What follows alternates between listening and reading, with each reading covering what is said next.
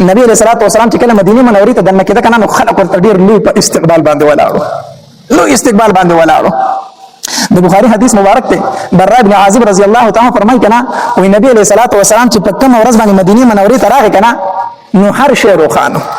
د هر انسان مخ ته چې به کتل به خندل، د هر انسان په مخ باندې خوشحالي و. مونږ چې ډیر چا پیره کتل مونږ وی چې د مدینه منورې فضا بدله ده، دومره خوشحالي و مدینه منوره کې. قسم په الله چې په کوم ورځ نبی علیہ السلام وفات شو په مدینه منوره کې تور تیار و، د هر شي په مخ باندې یو غم و، د هر شي نه خوشحالي تلی و. وی مونږ په نبی علیہ السلام خاورې ورواړولې او د خاورو نه خو الله سنو پاک کړی چې زمونږ د زړونو دنیا بدله و. هغه شانتي نه و چې په کومه مونږ د نبی علیہ السلام سره ناست. نو مدینه منوره کې ډیره یو سخت خوشحالي و چې نبی علیہ الصلوۃ والسلام مدینه منورې ته وردن نشو. او د مدینه منورې زنانه چې دي دا چتونو ته ختلې او اشعار به ویل، د خوشحالي اشعار به ویل. او چې کله نبی علیہ السلام داسې مدینه منورې ته ور داخل شو کنه نو د انصار توري راغستې توري د نبی علیہ الصلوۃ والسلام نه ګس طرف ته خې طرف روانو توري په لاس کې. حبشیانو توري راوغست خپل کرتب شروع کو. هغه نيزه بازي هم دغه نه کې نيزو جنگ د نبی اسلام د خوشالولو لپاره یو میله ولګولا، حبشیانو میله ولګولا، یو خوشالي جوړوا. د نبی اسلام په منځ کې روان دي، یو خاتم انصار روان دي او بل خاتم انصار روان دي. زنانه کوټو ته ختلې او تماشا کوي او زنانه وبدا اشعار ویلو وی طلع البدر علينا من سنيات الوداع، طلع البدر علينا کوم باندې د سوار لسن سپډمې راوختله من سنيات الوداع، د هغه سنيات الوداع د غاټي د طرفنا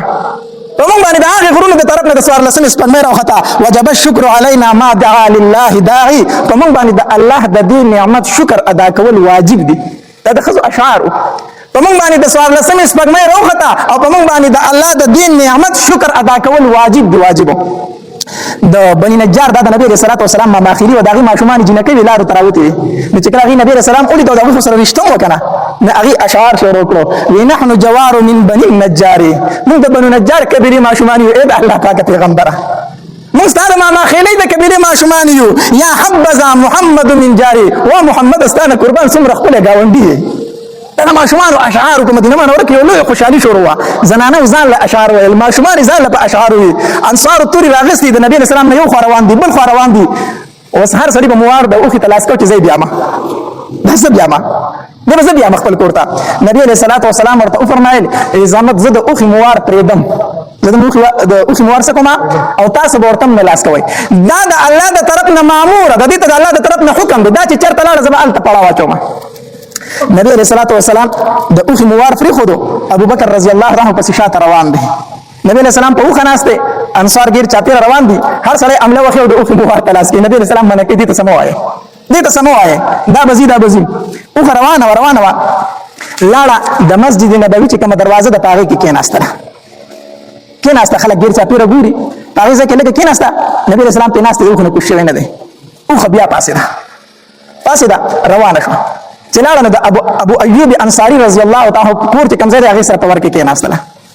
د ابو ایوب انصاری رضی الله تعالی په دروازه کې وخه کېناسته، الته ناسته نبی رسول الله بیا راکوز نشو، اوخه بیا را پاسه ده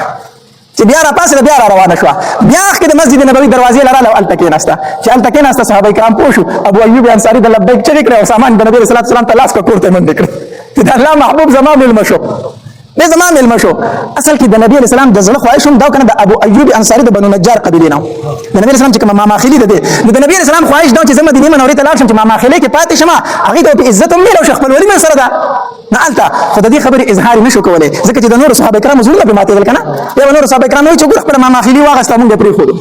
نو د نبی اسلام په ځل کې دا خبره واخو اظهار نه کو. الله تبارک وتعالى داسې وکړل چې د تمام صحابه کرام زړه خوشاله شو او مطمئن شو. نبی اسلام یې وخت د الله تعالی اجازه ته چې دې سو کړه بکیږي او کوم لاله د ابو ایوب انصاری په کور کې کېناسته د نبی اسلام ما ماخلی و. نو د نبی اسلام سامان د وخت راغسته کورته وړو چې کورته وړو اذا الله محبوبا زما د کور دی یو باندې دی یو لاندې دی زما یو برچت کور کې یو لاندې چت دی نو برچت بستای زدانه غواړم چې ته لاندې زبان دی ما نو باندې چت بستای لاندې چت په زمای.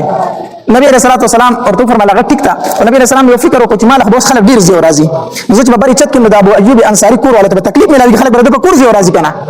نبی رسول الله والسلام ورته فرمایله اے ابو ایوب انصاری بر چت والا لاندې چت په زماشي اصل چې زما د وجه نه تاسو تکلیف ملو شي زما د وجه نه تاسو ملو شي تکلیف ملو شي.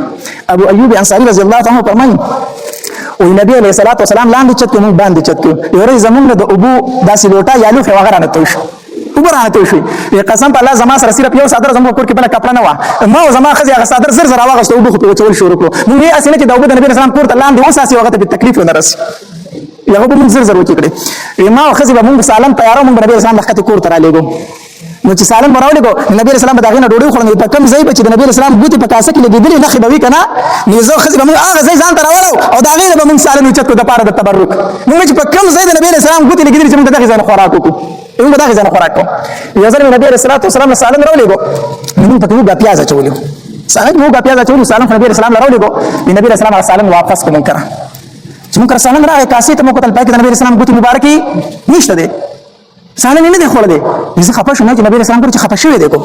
ما داسې کاسه راوغسته را لخت را کوشم ما ورته چې الله پاک پیغمبر په کاسه کې نسته د ګوت مبارک نشانه نشته ده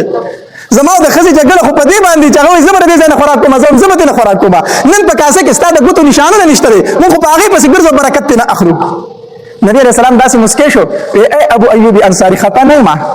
ډوډۍ دې ورمه خورلې ډوډۍ نه ځکه نه خورلې چې د سالم نه ماته د پیاز او د اوږد بوی راغی د پیاز او اوږد سره راغی بوی راغی او زه د پرشتو سره خبرې کوم نو زه نه غواړم چې هغه ته تکلیف ورکم ځکه په بدوي سره پرشتو ته تکلیف رسي د دوی سره پرشتو ته سره سي تکلیف رسي ابو ایوب انصاری رضی الله تعالی فرمایي بیا مون چرته د نبی رسول الله په سالم کې نه پیاز اچولې نه وګا چولې موږ نبی رسول الله په سالم کې پیاز وګا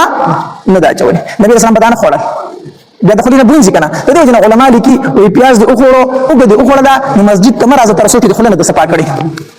د دې دوه وجې دي یو وجه خدای دا چې په مسجد کې ستاسو نږدې خلک نو ستاسو د خلینو د بدوي د جن به ته سره سي تکلیف رسي کنه نو مسلمان ته تکلیف ورکول خو ګناه ده شریعت خو دومره مسلمان ته عزت ورکړي دي چې پیاز اوګه خورلې د خلینو د بونځ جماعت ته مرزه بل انسان تر دې بونځ نه سم ملاويږي تکلیف ملاويږي وجه او دوی مدار چې د مسجد د پرشتو ځای دی مسجد د چا ځای دی د پرشتو ځای دی نو ستاسو خلې د بدوینه او پرشتو ته سم ملاويږي تکلیف ملاويږي دیو جنا د جمعې په ورځ باندې غسل کول دا سنت طریقه ده دا ولي ځکه د جمعې په ورځ باندې په جمعات کې غنئ صحیح غنئ نو بدن چې خلې نو بدوي په جمعات کې بیا کړه بدن خلو ډکه ته جمعات تراشي نو بدن نه بونځي کړي نو مسلمان ته تکلیف ورکړي کنه ورکړي ته دی وجه د جمعې په ورځ باندې غسل سنت طریقه ده چې په جمعات کې غنه ده چې ستاسو بدن باندې د خلې بوی پاتې نشي چې بل مسلمان ته تکلیف ورنکړي نو به خبر کنه پويږي وایي کنه